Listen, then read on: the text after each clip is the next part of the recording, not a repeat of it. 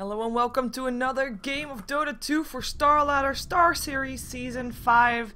And I believe that we are in day number 18 already. And we have got a game between No Tidehunter and RoX.KiS, or Radical Online Extremists. And we're gonna first see what the scores are so far. Because, you know, the thing is, No Tidehunter are actually having the best potential up on points right now. They are the team that is the only team left in Star Series that has only lost one game so far. So their maximum point potential is still 42, while for Virtus.pro, Fnatic, Empire, and Mousesports, they all have lost 2 games. So they have max point potential of 39. So this is a very important match for No Tidehunter. Are they going to continue to be ahead? Because if they don't drop any more games, they're definitely going to be going through. While for Fnatic and Virtus.pro and Empire Mousesports, I mean, one of those is not going to go through. There's only 4 spots. And there is 4 people that are already second best next to No Tidehunter, so that makes 5, and that's one too many. So we're going to see today if No Tidehunter can continue to be ahead. Of course, RoX.KiS, they're not doing too bad either. They have also only lost 2 matches, so in theory they could also become one of those top 5 teams, because they could also still get 39 points, but on paper we would see No Tidehunter and all the other teams do a bit better. But we'll see if they can cause an upset. We of course remember RoX from picking Lifestealers and Alchemists, and they totally disrupted Fnatic. Fnatic has lost 2 games. I just said Fnatic lost 2 games. One of those is against this team that No Tidehunter is up right now. The other one was against, well, it was a game yesterday actually. I'm not gonna spoil anything. What am I saying? So, but of course, it's No Tidehunter. It's a tough cookie to take. A tough team to disrupt from their lineup. Like No Tidehunter, they can run different strategies, different styles, and it's really hard for a team to just, you know, throw them off their game, so to speak. Well, for Fnatic at that time, they were completely surprised, and I don't think No Tidehunter will let themselves get easily surprised. But let's see what we're gonna see here. So we have got a or what am I saying? A Wisp and a Bat being banned out together with a Nyx and a Darkseer. Therefore, the Keeper of Light was the first pickup for No Tidehunter, who was completed in the lobby first. So they were allowed to pick if they wanted to have the first pick, or if they wanted to choose a side. And No Tidehunter decided to pick the first pick, and they are therefore also Radiant, because RoX decided to pick Dire. But yeah, Keeper of Light was their first pick. Lifestealer and Queen of Pain picked up by RoX, so they still like that Lifestealer quite a bit. We're gonna see also Queen of Pain and Rubik on their side, so a good solid support and a solid mid laner, if not the most solid mid laner. Magnus and Lone Druid already picked up by No Tide as well. We're probably gonna see S4 playing that Magnus in the mid lane, as we have seen before. And of course, Admiral Bulldog's Lone Druid will be a hard one to take down for RoX, and they are gonna be banning out a bit more carries here, as of course if you are expecting the Magnus to be on the mid lane and the Keeper of the Light to be on a either aggressive tri lane or just a duo / tri lane on the safe lane, you're gonna ban out those carries if you're assuming the Lone Druid to be on the lone solo lane. Lonesome Lone Druid. But yeah. 10 seconds. So that's why we see a Phantom Lancer being banned out, Phantom Lancer, Keeper of Light being strong combination there. We've got an Undying and a Chen being banned out by No Tidehunter. With pushing power and just, you know, disrupting power with the Hand of Might, the Hand of God, of course, helping out if there is a good team fight for No Tidehunter, if there is a good reverse polarity, one Hand of God, and everything that is done in the meantime will be repaired. And of course the heals and the tombstones, you don't want to be having to deal with those. And of course, if you're gonna have a Lifestealer Rubik lane, you don't want to have another support to go with there. So it is the Lifestealer and the Rubik, maybe combined with something else, but it's not gonna be an Undying and a Shadow Demon. And RoX themselves, they ban out the Bane, because they don't want to be dealing with that one. And since the first pick is going to No Tidehunter, they don't want to risk having No Tidehunter picking up that Bane, because of course Bane, Lifestealer, etc. Even though, to be fair, Rubik is of course on the side of RoX, so he would be able to steal that Fiend's Grip, and they could turn it around. But just the idea that your Lifestealer can be totally shut down, it's painful. We're gonna have a Gyrocopter as the last ban here for RoX, and No Tidehunter is turn to pick again. I mean, there's still quite a bit of carries in the game. Kind of really depends on what they want to be doing here. I mean, in theory, they don't even need a carry if they're just banking on that lone druid. But we all know that Loda is still looking for something to play in this lineup for now. 10 seconds remaining. Should be soon that they pick something up. They still actually have all of their bonus time left, something that RoX cannot say. RoX also got a bit of deduction on their bonus time since they were the ones that were latest.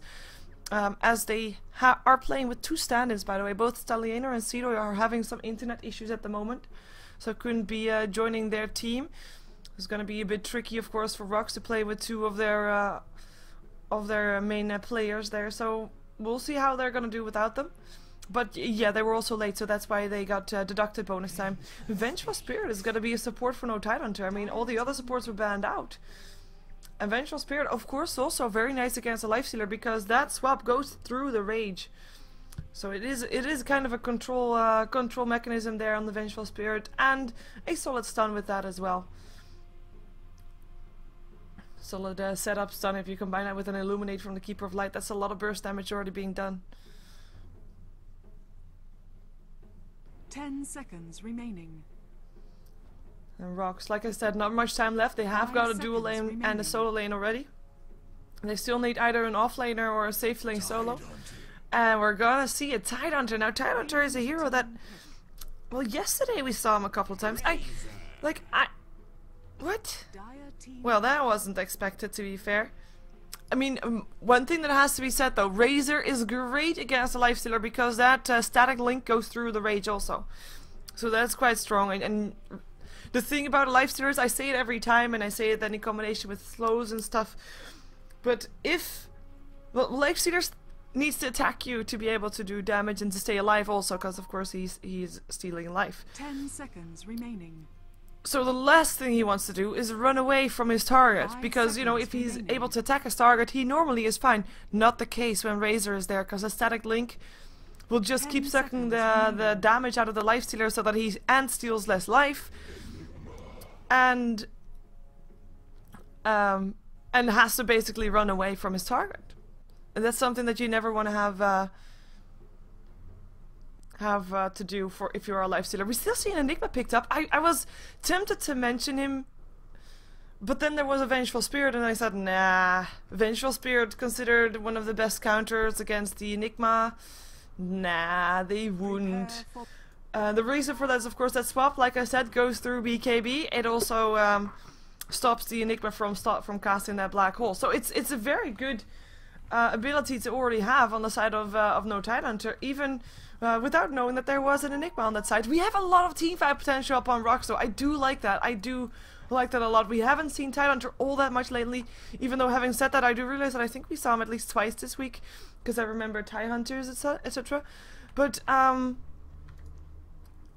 yeah, I like it. I like it a lot. And he is actually not going to be playing the offlane here. Looks like they're going to be having no offlane / Enigma offlane. He might be going into the jungle later on, after denying a creep or 2 here, because he won't be having that easy of a time to get his experience.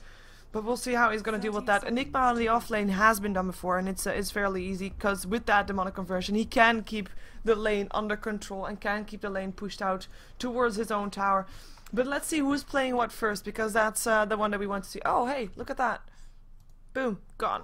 So we have got Loda. He's playing the Razor. No real surprise that he is indeed playing a carry for his team. EGM, the stand-in, playing the Vengeful Spirit. He is the stand-in, but he is apparently still on trial, as we heard yesterday. Aki is going to be playing the Keeper of Light. Counter ward done instantly to the ward from RoX. And we have in the mid lane S4, of course, on his Magnus, and that will leave Admiral Bulldog on his signature at Lone Druid. And he has a Panda Bear, of course, and he'll be going to the bottom lane. That means an aggressive trial lane for no Tidehunter. And they're going to be up against Basil's Perfect, who is going to be on his Lifestealer. Also a signature hero by now, I can say. We have got the Tidehunter, who is going to try to get his level 6 in the jungle a bit, as well as on the lane, but mostly in the jungle, I would guess, especially with that aggressive trial lane. He won't be able to get that much. But yeah, he's being played by one of the stand-ins. He's being played by Tartugo.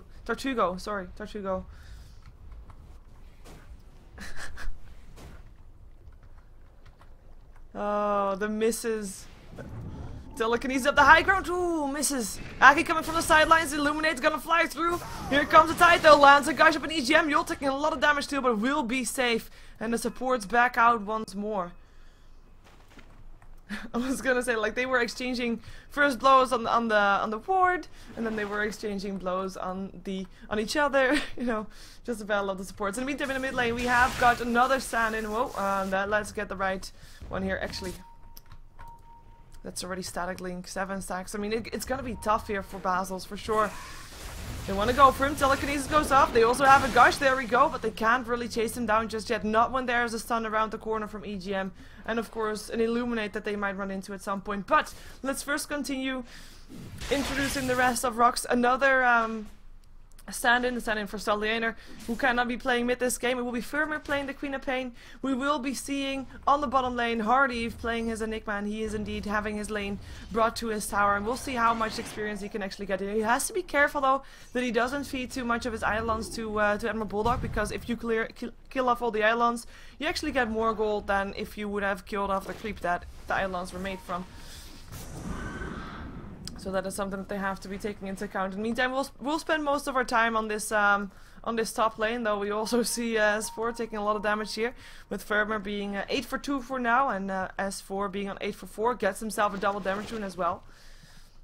We'll be fine with that. But yeah, this top lane is the one that we're gonna spend most of our time on, because this is just a lane where we should, in theory, expect the first kill. Be that from no Tidehunter that managed to get their aggressive trial under control with the static link, with the stun, with the Illuminate. The burst damage that they can get out of there is quite insane. Also with the plasma field, of course, if someone tries to run away. Or is no Tidehunter gonna try to do that and then overextend, and is RoX gonna be able to go in on something that no Tidehunter shouldn't have done? That's basically the question that we're gonna have to ask ourselves here, and we're gonna have to wait and see what the result's gonna be for that one, as we have just both teams trying to get the lane under control. Basil's still level 3, 9 for 4 right now. Not doing that bad, to be fair, considering he's first an aggressive trial and is still ahead of Loda, who's 6 for 2 at the moment. One thing that we of course have to take into account is that Lona is probably gonna have to share the experience with his 2 supports, as the 2 supports, they already cleared out 1 creep camp earlier. So that's nice. But other than that, they are probably gonna have to share the experience on the lane to get experience, while of course the supports for RoX can get some extra experience on the sidelines with the entire jungle open for them. So in theory, RoX should be getting ahead of this lane, unless no Tidehunter is able to get that aggressive trial to be successful and actually shut down Basils, be that by kills, be that by forcing him away from the experience range, or just by forcing him away for last hits. Might also do the job. And of course getting last hits for themselves, quite needed. So we have a pause. Oh, sorry, go. We didn't have a pause anymore. In the meantime, on the bottom lane, there is some kill potential here as well, by the way. Yeah, if Lone Druid gets level 5, maybe there's going to be an Entangle, and then Enigma is going to be in some trouble. He's a fairly squishy hero, to be fair. But it just all depends on how safe is he going to be. How safe near his tower is he going to be, and is there, of course, going to be an Entangle, because that's quite luck-based. But we'll see if he's indeed gonna be getting that one. In the meantime, of course, mid lane has got some kill potential, though both of these heroes have an escape. You have a Skewer and you have a Blink. In theory, none of these should die until at least level 6. Of course, level 6 S4 is gonna have an edge with that reverse polarity. And then we're gonna see if Firmer is actually gonna pick up his Sonic Wave when he gets level 6. If he does, that's a clear indicator that he wants to go for a kill, wants to go for a bit more aggressive build than if he doesn't go for that Sonic Wave at level 6. He might be trying to get a kill off on S4, of course, as well. S4 in the meantime, 19 for 5, Firmer on 16 for 4. So fairly even still, so though at the moment slightly in favor of S4. Let's see what this top lane is doing. The pool that happened is kind of wasted here, as Loda is still able to pick up all the last hits. They even got some of the neutral creeps there. Yule's not going to be able to come all too close, and Basil's trying to last it under his tower. Akka just walking past because he can, I guess. With the creep still tanking the tower. Looks like they want to go in. Tidehunter coming in as well with the full mana bar. Telekinesis is up as well. No Fate Bolt though. Like, it's just either a Fate Bolt or a Telekinesis, not both. You're being a bit depleted of mana. Spamming out his Fate Bolt a couple of times. In the meantime, the moment they go in, if RoX is the one that goes in, they will of course be having to deal with no Tidehunter that's just gonna go in instead, as in they put up a static link and suddenly Basils is not gonna be able to do that much anymore. And no Tidehunter can actually try to turn it around with that. Just get a stun up on someone and nuke that person down with the nuke that they do have. In the meantime, first blood on the board. No! No first blood, 16 HP and 12 HP. Okay. So I would guess that was an entangle. Near the tower, doesn't matter. Admiral Bulldog just showing a bit of potential. The moment he got level 5, the moment he got that entangle, that Enigma is in trouble, and we're gonna see him in a lot of trouble from now on, but he is actually able to stay alive. In the meantime, a dive on the bottom lane, static link upon Basils, who's trying to hide it in the jungle. There goes Telekinesis up on Aki. Here comes the Queen of Pain as well. It is Fermer who gets stunned up though, wants to go for Aki. Can he do that? Not another blink for a while. The first blood goes by Rubik, that goes down. It's Loda that picks up the gold. We might see Aki still dropping though. Illuminate still flying through as he does get picked up by the Queen of Pain, but as does the Tidehunter by Razor. Loda double kill. Can this Queen of Pain also kill off Loda? I don't think so. I think that's gonna be really tough to see. There's a Shadow Strike. Here comes Basil's actually static link. Firmer has to get away. Can of course blink. Here comes EGM again though. Cannot stun because there is a rage up and Loda is the one to go down, but maybe Firmer. EGM trying to do what he can. Blink away from Firmer, and EGM is gonna be the one on the way out and should be safe. 2 for 2. But the one thing that is important to note is that, well, there's two things actually. Two things. Basils didn't die. So that is the carry of RoX not dying, and he actually got himself a kill. Good for him, right? On the other side, the carry for no Tidehunter, he actually got the double kill. He got both of those kills, but he did die afterwards, so he lost a bit of his gold, but he also got the first blood money. Basils couldn't rage in time. Illuminate to go through. Is he still gonna rage? There he goes. He goes for Loda. Sonic Wave on the side cleans out EGM as if Firmer was still around there. Loda is just gonna go for Yo. Infest there. Oh, and the Infest out gets a kill. In the meantime, on the bottom lane, that was an entangle and a gank from the Magnus.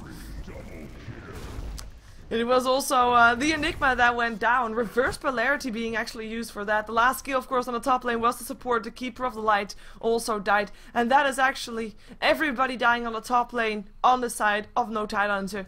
With a brilliant infest. I have to give it. He jumped into that Rubik. And then the moment he came out, I mean, Rubik was about to go down with that static link. It was really a lot of damage that went through. But still, Malefice, TP incoming, wants to go for a black hole. Can he get it? Yes, he can. Also gets the bear. Anchor smash, more TPs coming in. Here comes Basils. Can they block him in time? Can they block him long enough? It doesn't look like it. Is it going to be an open wounds? Yes, there is. And the slow is there. And Admiral Bulldog is going to drop for sure. No Tidehunter. Or I mean, the Tidehunter. What am I saying? The Tidehunter picking up the no Tidehunter person. As we have Rubik still going down in the top lane with those supports leaving the top lane. No Tidehunter realized that, hey, you know what? There is just a solo Rubik here. Let's take him down. And they did. And they can also take down the tower if they want to. At the same time, of course, also the same for RoX. They can take down a tower as well.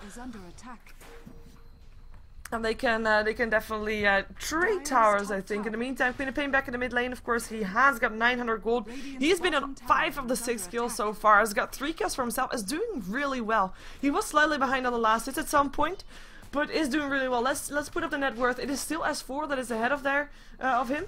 And that's of course also because of the kill that he did on the bottom lane, helping out. And the last hits that he got while Queen of Pain was on Warpath. TP incoming, Illuminate going through. Here comes Razor as well. Need an entangle. Can he get an entangle? Yes, he can. Basil's getting entangled, and that should be a kill. Malefice trying to help out. Anchor Smash as well. Basil's taking a lot of damage, raging just to make sure the second tick from that plasma fuel is not hitting, and he should be away unless there's going to be another entangle. No. He jumps himself into hard Eve. Now it's going to be the Tidehunter level 4. He will drop one more hit. There we go. Loda picking up the last hit, so at least 1 kill. With all the rotations coming around from no Tidehunter, they are at least not going home empty-handed. 4 heroes now on the bottom lane, with also EGM coming around to play, with only S4 still sticking in that mid lane. And we actually have the Queen of Pain rotating bottom here. With the top tower going down in favor of no Tidehunter, they all jump ahead in gold. Now actually another one, and Aki, he does deny the tier 1 tower bottom for his own team. So even though there's only 1 tower difference, no denies, or there's 2 tower difference, what am I saying? No denies on the towers for for RoX. But the only tower that RoX has gotten down so far, well, I say gotten down, but it was actually Aki that got it down, I guess. But that's a deny. That's a big difference in the gold, and we do see that back. The only upside for RoX that is that, I mean, at some point, if they're, I mean, you have to assume that at some point they'll get towers for themselves and they'll be able to get back on that gold graph. And then this is a gold graph. 5k in favor of no tower, not because of kills, purely because of those towers. And of course also the farm on S4 while the Queen of Pain was away. Experience graph still jumping back and forth because the kills are quite even. With only 1 kill in favor of RoX. And they just have a bit less experience purely due to the fact that they've been roaming around a bit more, I would say. And of course also an important thing to note is that the supports of No Tidehunter are actually level 4 and level 5. With the supports of RoX still both level 5. It is quite nice for No Tidehunter that they managed to get their supports still okay-ish leveled without having massive amount of kills on the top lane. I mean, there were massive amount of kills on the top lane, but not all in favor of No Tidehunter. So it is still quite easy to see their supports doing quite nice for themselves. In the meantime, we have got Tortugo farming some levels rather than creeps. I mean, of course he wants to have creeps, but levels more important. He needs to have that Ravage. I mean, the team fight potential from RoX is definitely bigger than the team fight potential of No Tidehunter, even with that reverse polarity. But RoX not only do they have the black hole and the Ravage, they can also steal that reverse polarity if that Rubik is on the ball enough. So they really need that Ravage and they really need to make it count. In the meantime, smoke up for No Tidehunter, gonna go into the jungle, see what they can find there. We already see what they can find there, of course, as they're gonna be running into Basil's. There he is, stun and illuminate, and a shockwave. He turns on the rage though, he's gonna try to chase it down. Now he's backing off. Here comes Jules Bell, blink in. S4 looking for that reverse polarity, infest on the creep. There he jumps out again. Ravage being used as well. Hello, level 6. Anchor smash, and that is gonna be a reverse polarity up on 3, but the black hole! It catches 3, and that is gonna be EGM, the last one to go down, and that is brilliant fight for RoX. I hate to say I told you so, but I told you so! Reverse polarity got reversed for No Tidehunter. They got a Ravage in their face, they got a black hole in their face, and they just all died. And they weren't able to pick up anybody, and of course it was a 5 versus 4 fight. Because still, Admiral Bulldog is still farming on the bottom lane, but still, that is what I was just saying. The team fight potential for RoX proving to be indeed worth having. Though one thing that has to be said, I mean, normally when you have a team fight, you get something in return for your fight. Like, if you get a kill or 2, you try to get a tower in return, or you try to get something in return, but they can't get anything in return, because No Tidehunter was at least able to get RoX all very low. So the only thing they basically get is less farming time for No Tidehunter, and of course, gold and experience for the fights themselves. But it's no tower, and I think right now towers are quite important, because that's just what you need to get those core items up on your supports. As well, the supports on their own normally don't get that much experience. Loda looking for something, gonna find Yol. Is he gonna be able to do something here? There's also gonna be the Tidehunter coming in though, and Yol's just gonna TP out. Gosh hits, and Razor's not gonna be able to get a kill. Drums being used, they want to try to chase down a Tidehunter, but I don't think they can reach him anymore, or can they? Loda uses his ulti for that one. But nope, he can't get it. In the meantime, Queen of Pain does go down. It's on the top lane. That there was a stun. No escape possible for a farmer who does drop for the first time this game, by the way. 1900 gold in his inventory. As we take a look at the items bit, I haven't really done that all that much. Let's see, Armlet going to be built up by Basil's. No real surprise there, as it's probably going to be a Desolator or something like that afterwards, depending on how fast he can get his Armlet up as well. Enigma's going to go for Mechanism, so he's going to go for supporting items. Afterwards, maybe BKB Blink. First, we're going to see, though, what No Tidehunter is going to be aiming to do. They know that they don't have to deal with a black hole right now. Ravage is almost up again, though. As well as the reverse polarity up on the Rubik, who still has that. But No Tidehunter, they want to try to at least distract RoX from not going towards the bottom lane, from not stopping Bulldog from farming. So the moment that guy joins the fight, of course they want to be very far ahead, but he needs to have farm for that.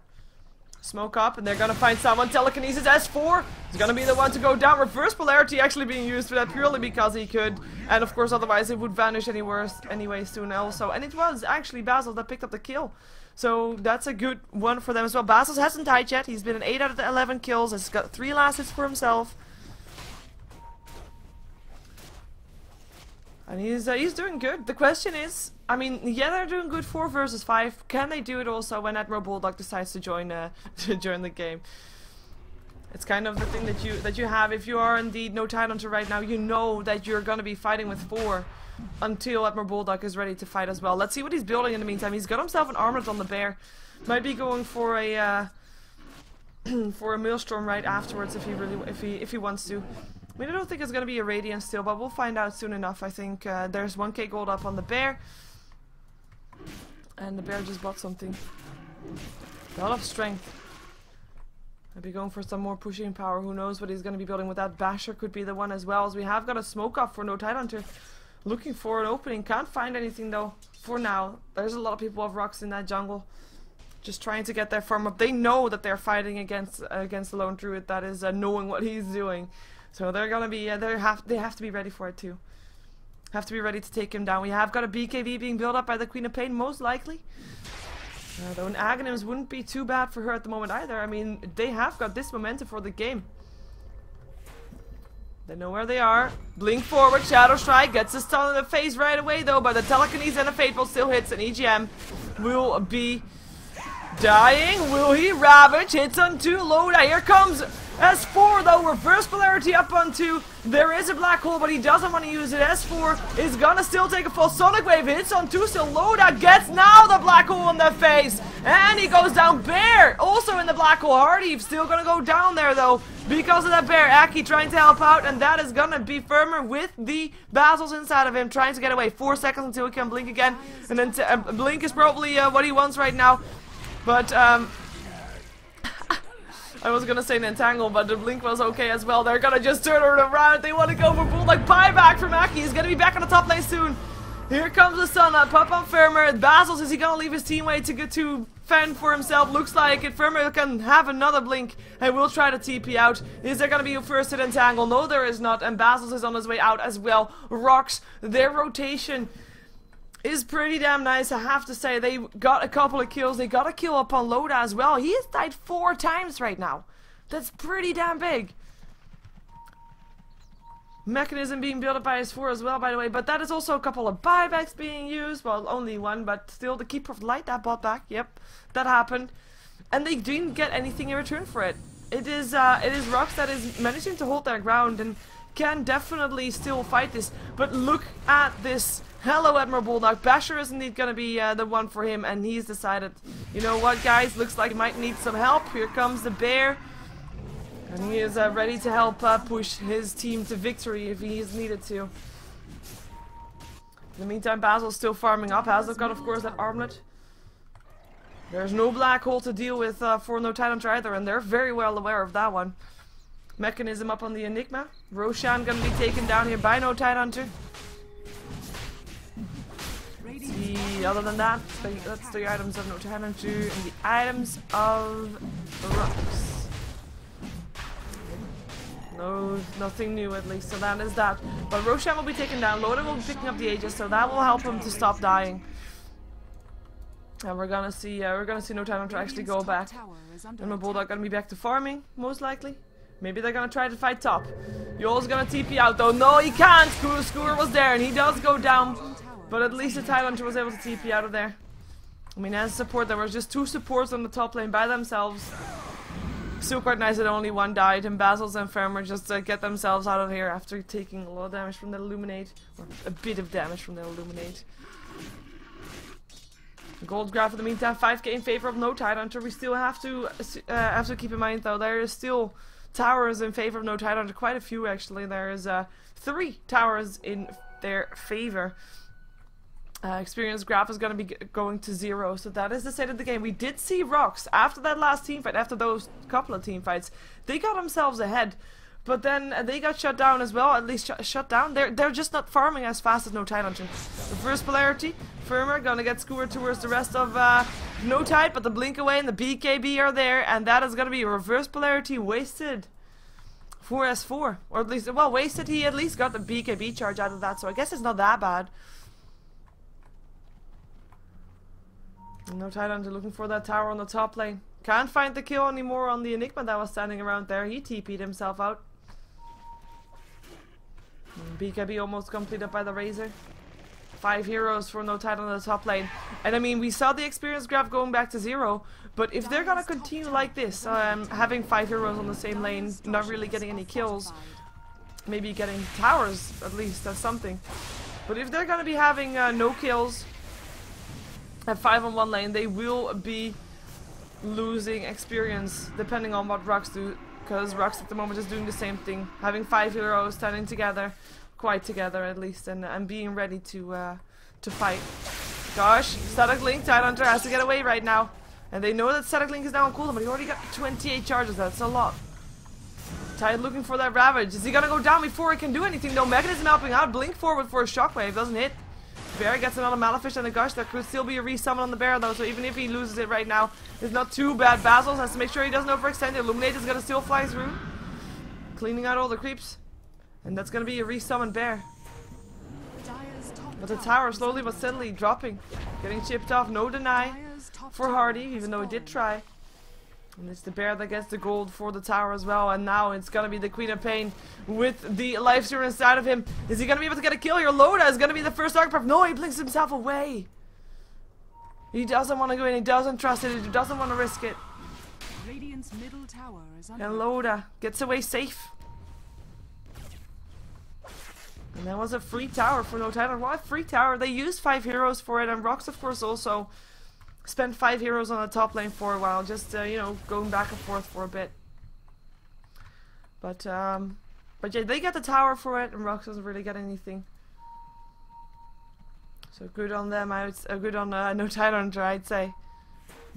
And the gold grab there for going towards the 7,500. Last tier 2 tower standing on the side of RoX is going to be the bottom tier 2. I know Tidehunter is probably going to be looking at that one the moment that Admiral Bulldog decides that he wants to stop farming in that jungle. 1,800 gold up on him right now.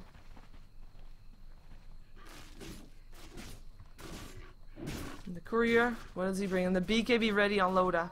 That's the one that he is bringing. We already saw him completing that one just a moment ago. In the meantime, again, RoX just waiting around. They still have that perfect combination. They have to get it done though. They have to get it done. They have to get that Black Hole, Ravage, possibly reverse polarity by the Rubik, if he can steal it. But for that, to do that, they have to basically bait out a reverse polarity first, so that Rubik can steal it. He's strewn up by the Magnus. This could be giving them an even better initiation than they already have with that Blink Dagger. Illuminate. Gonna hit, entangle, Ravage, gonna hit up on Loda only though, and the Bear, of course, and Tidehunter, he will take a fall. In the meantime, on the sideline, Sonic Wave going through, there goes a reverse polarity, it hits, up on 2, but reverse polarity stolen by Yo, and he gets it on 3, Black Hole was casted as well, still nobody dying of no Tidehunter, there's finally the Aegis gone on Loda, Skewer, make sure that Queen of Pain gets away, or helps him get away. Hardy was gonna get entangled, and he's gonna go down, still does what he can before he dies, but die he does, and the last one alive for Tidehunter is Tidehunter. I mean, there he goes. Loda, 140 charges, 40 damage. It's insane, and that's gonna be a tower going down. That was, I have to say, it was a decent fight for RoX. But by this time, no Tidehunter is just too tanky. With that mechanism, of course, helping out, and of course, the previous time they got all this done, they didn't have to deal with a lone druid, and now he actually was there. So that is a big difference right there. And the Black Hole, of course, was interrupted. The reverse polarity was still really nice and stolen, of course, as well, so that was pretty decent, but they just couldn't get it off. The Ravage was baited out, forced out basically before the Tidehunter died, and that is gonna be it. I keep being confused with having the Tidehunter on one team and then the other team being called no Tidehunter. It's confusing. Smoke up. Smoke up, they want to go again. They need an entangle.